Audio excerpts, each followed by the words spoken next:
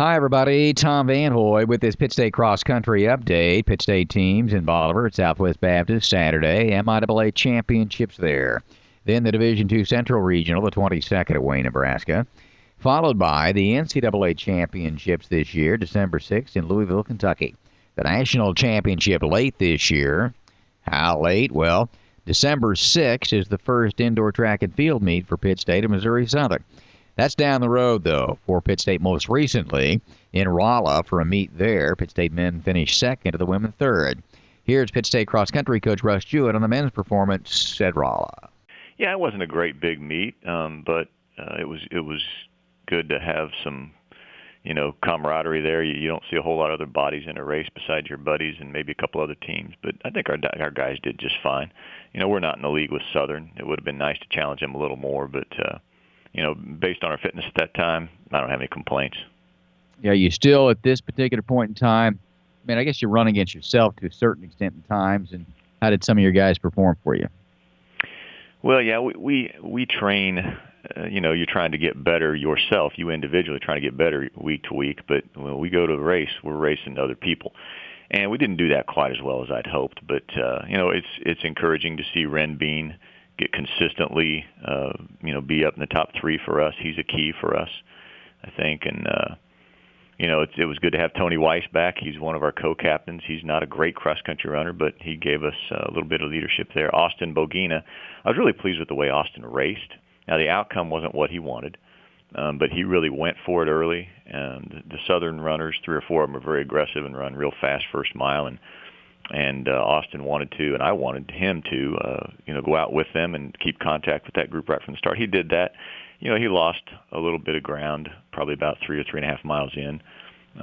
But again, I think that he took a step in the right direction. If he's going to be a top 10 guy at our conference championship, certainly if he's going to be top 5 or 6, then he's going to have to be aggressive early. And I think that, he showed himself that he can do that.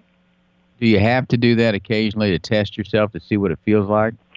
Absolutely. If you're going to do a race plan or a race strategy when it really counts, you need to practice it a little bit. And that's really Austin. Austin is a hard charger, and he'd much rather, put it all on the line early and just hang tough as long as he can rather than trying to catch up. So it's a tougher way to race in a lot of ways. You deal with pain a lot longer. But in cross-country, it's so hard to cover gaps at the end of a race. That even if you have a little more energy than your opponent, if they've got a big, 25, 50, 60-meter lead on you, it's hard to cover that. Let me ask you about, we've talked about this before, coming from the high school ranks to the collegiate ranks, but you bring up, I think, an interesting point there on strategy. Do some of these young men and women that come into your program from high school that have been pretty good at the high school level, is that a transition thing that they have to adjust to in determining the strategy? 'Cause I'm guessing they were pretty good in high school, maybe just went out and ran the race and won it or close to winning. Yeah, many of the freshmen we have are used to not having to work very hard early in a race and still finish real well or win. But at the college level, all kinds of different things you got to adjust to. The longer race distance for women and men at the college level, that's a big adjustment sometimes. But then again, when you're not the best in a race, if you're not really in the top 10 in terms of ability in a race, you can't just go out and run an even pace and have success in this sport. It's different than track and field in that way, and some of our freshmen have to learn that. And it is a learning curve. It doesn't just happen all at once. What kind of course was it at Rolla? It was a sort of a deceptively difficult course. You just look at it as a spectator. You stand on it, it's no big deal, but there are long inclines and sharp turns. And so you never really have anything completely flat. So it's kind of one of those things where you walk out there and look, it doesn't look too big of a deal, but it is deceptively challenging. Still not the hardest course we're on, but I'd say moderate difficulty. Are you like me? I still have a hard time with Missouri Science and Technology. Yeah, I still call them Rolla. The miners, right? The miners, yeah. Good. I don't feel all that badly then. So, before we leave the men's side of things, have you seen improvement? Have you seen guys get better as the season's gone on, as they have an opportunity here with the championships coming up?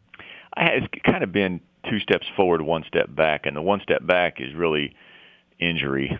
We've had almost everybody on the team, ironically, except for the guys running the most miles, have had some kind of an injury to deal with, and that's pretty typical with most teams. So, we're doing the best we can with it. But the three guys really that are running the most mileage have been the sturdiest. I don't know what that's all about. It's just coincidence, I'm sure. But I've seen progress from beginning to end, no question. Just kind of fits and starts.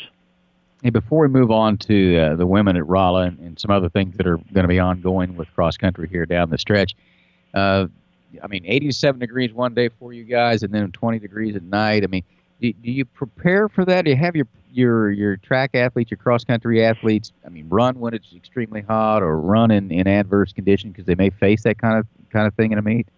Oh yeah, we do. We obviously you do a better job of hydrating when it's really hot, and the cold thing, it's just suck it up and go. It has to be pretty darn cold for it to be dangerous for a runner. So, I've heard runners talk about, my lungs will freeze if it gets down under zero. Not true, but so okay. Now, we just suck it up and go. Sounds good to me, though. Yeah.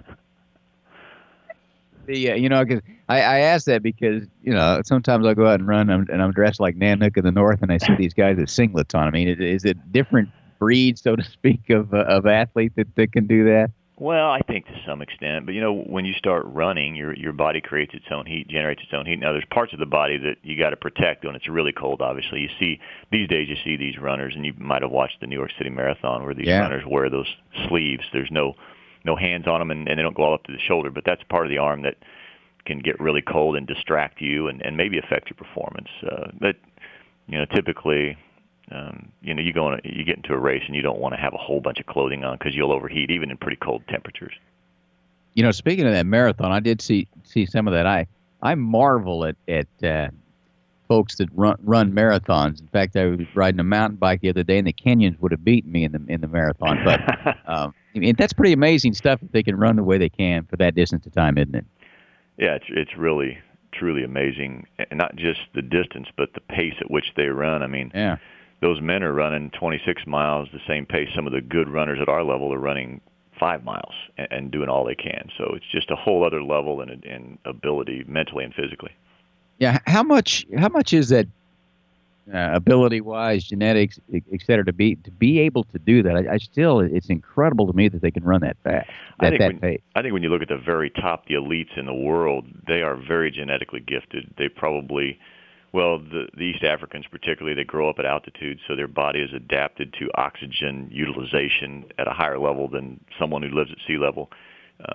And then there's a mental and a physical gift as well. The mental part of it is dealing with discomfort and having the drive to do all the training. So, and you'll see, we've got guys on our team that are probably as tough as any of the best marathoners in the world. But if you don't have the God-given or parent-given talent, or being able to live at altitude or whatever the case may be, then you don't get to have the same kind of success, I guess. But so we appreciate people in our sport at our level on our team that have the same kind of drive. The things you can control are your drive, your desire, your work ethic, and those are the things that we really are proud of kids about. All right, how'd your women perform at Rolla for you? Did pretty well. It was our first meet, I think, since at least our alumni meet where we had everybody racing. Everybody was healthy enough to race, and I've been a little cautious because we have kind of a small women's team, but I think Hannah continues to do a great job leading us. Kat Reinbolt, our freshman, did another great job. I think especially, though, Paige Denton distinguished herself at this meet. She was a number 3 runner and only 46 seconds back from Hannah. And she's a young lady that had a lot of injuries in her senior year in high school and all last year, her true freshman year for us. So we've been very cautious with her training, but she's tough as nails and just really proud of her for her performance. It looked like the numbers anyway that relatively close. Did some run together as a pack, or how did that work out for you? Yeah, we got a little spread out. Again, in a competition where there weren't that many teams, not a lot of bodies in the race, you're going to see some gaps. You can't expect people to race all the way through a race side by side with their teammates if they're not matched, in terms of talent, ability, preparation, whatever. But I thought we did a pretty good job of pairing up here and there, and attacking in the middle. That's important in cross country or any distance race. When you get really physically tired, you can't just wait for the finish. You've got to attack the middle when you're hurt, and I think our girls did a really good job of that. All right. I mean, I don't know if this is hypothetical, but I've never experienced this, but is there such a thing as a second wind? I don't know. It's probably a misnomer, second wind. Okay. I think physiologically there is no second wind unless you just rest. If you slow down and rest and recover, then I guess you could get a second wind. But I think sometimes that's a psychological thing where you just kind of adapt to the discomfort and you just kick it up a notch. Okay, I'm accumulating this lactic acid in my body. I'm getting tired and fatigued, but hey, I can deal with it. So let's just go ahead and finish hard. I'm still waiting for it. I don't know. Yeah. Me and you both, right? All right. How about the MIAA championships coming up? What are your thoughts on that and approach, I guess, to the conference championship that'll be at SBU this Saturday? Well, it's the first competition of the season. It really means a whole lot, and it means a whole lot. So we're obviously very excited about it. We don't want to get overexcited about it. I think you got to measure out your emotions a little bit, but we're certainly looking forward to it. Going over to Bolivar. In the men's division, there are 3 really good teams. And unfortunately, we're probably not one of those 3 right now, but Missouri Southern, Central Missouri, Nebraska Kearney, they're all 3 pretty evenly matched. I would still put Missouri Southern probably as the best. They just got a great front runner and 2 or 3 other guys not too far behind him, so I don't see anybody beating them really. Central Missouri and Kearney, we haven't seen Central head-to-head, but I've seen results in similar competition. And Nebraska Kearney whacked us pretty good over at KU, so there's also Fort Hays State, Northwest Missouri that we've seen Fort Hays State. I don't think they ran all their guys, and we beat them up at KU. But there'll be a team that might be a challenge for us as well, Northwest Missouri. So, I think our team can be certainly in the top half, but we'll have to work really hard at doing that. How about on the women's side? Yeah, Missouri Southern is head and shoulders the best. I don't think there's anybody close to them. That they've assembled a really good team, as they typically do. Southwest Baptist may not be quite as strong as they were last year when they won the conference over at our place, but still very strong. They've certainly got a better number 5 than we do right now, and that's going to be the key for us if we're going to challenge to be in the top 2. Certainly, we've got to be a lot better at number 5. And Fort Hays State's probably a little better than us right now. And you never know with Central Missouri, they've got a really good front runner. So does Northwest Missouri. When you have that, you always have a chance in a really tight race. So it'll be a battle. I think we were 3rd last year. We were disappointed with our performance last year. I think if we were 3rd this year, if we could finish in the top 3, I'd be very happy and proud. How many teams have cross-country teams in the league? 11 women's teams and 9 men's teams. Yeah. So not every conference school has cross-country. Okay, what's the course like over there? Well, it's a little bit like I described the Rolla course. It's not very hilly, but there are quite a few sharp turns. The way a course is challenging is you either got a lot of hills, steep hills, long hills, or you got a lot of tight turns. Anything that makes a runner change their rhythm and have to reaccelerate, or if there's any kind of resistance, or if there's really tall grass or rough footing, or if it gets muddy, something like that. But it's on a golf course over in Bolivar and relatively flat, but the challenge will come in the turns and a couple of little hills they've got. Are some runners better at cross country, running on a golf course, running outside, than they are running on a track? Oh, absolutely. I think Austin Bogina on our team is one of those. I think maybe one of my most memorable athletes ever was Matt Logue, who's now the coach over there at Girard High School. He was really good in cross country, and he was pretty good in track too. But you think of a horse as a mutter, in a horse race where they do better against their competition if it's really sloppy conditions or whatever. There's some guys and girls that are like that if the footing's soft or if it's hilly or otherwise challenging, it's just different than a flat, fast track. And there are some athletes that do better in those conditions. All right, after the MIAA, you get the Central Regional up at Wayne, Nebraska. Did you have to qualify for that with a time, or how does that work? Now, the regional, everybody, you have a right to compete at the regional. Okay. So everybody that wants to bring a team can, and everybody does to those, yeah. Hey, just before we let you go here, I know the preseason polls came out in indoor track and field, and your men defending champion picked to win it again, and women 4. Just a moment about that. I mean, you turn right back around and get into indoor track and field at some point. In fact, if you have some distance runners that eventually end up at the national championship in Louisville on December 6th, you've got an indoor meet that day at Missouri Southern. But you just kind of transition from one right to the other, don't you?